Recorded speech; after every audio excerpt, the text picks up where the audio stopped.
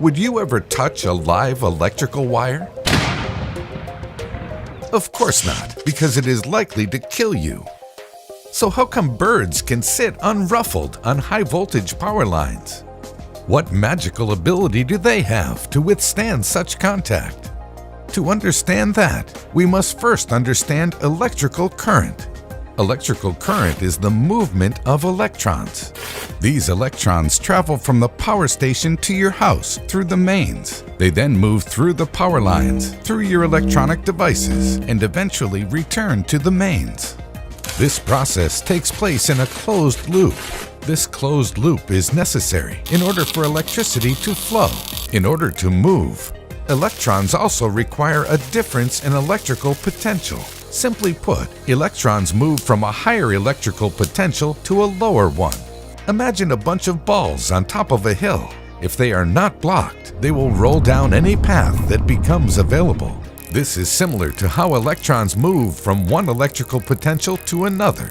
But when a bird sits on a wire, both of its feet are at the same electrical potential, so the electrons therefore have no reason to flow through the bird's body. No moving electrons means no electric current. The bird is safe unless it suddenly touches another electrical wire, especially one with a different electrical potential. If it does this, it opens a path for the electrons to flow, a path for electrons to move through its body. It is also dangerous for birds to sit on the wooden pole supporting the wires. This pole is buried in the ground, so it has a low electrical potential. If a bird were to sit on that pole and simultaneously touch a wire, the current would once more flow from the high potential wire through the bird's body and into the low potential ground.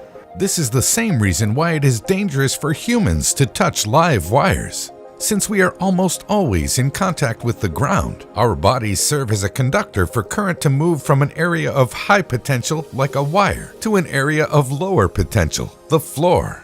Our bodies make excellent electrical conductors, and the result is that we get zapped.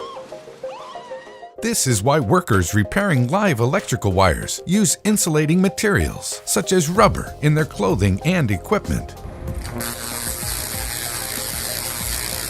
Even their bucket trucks are properly insulated. These insulating materials do not conduct electricity, so the electrons are blocked from flowing.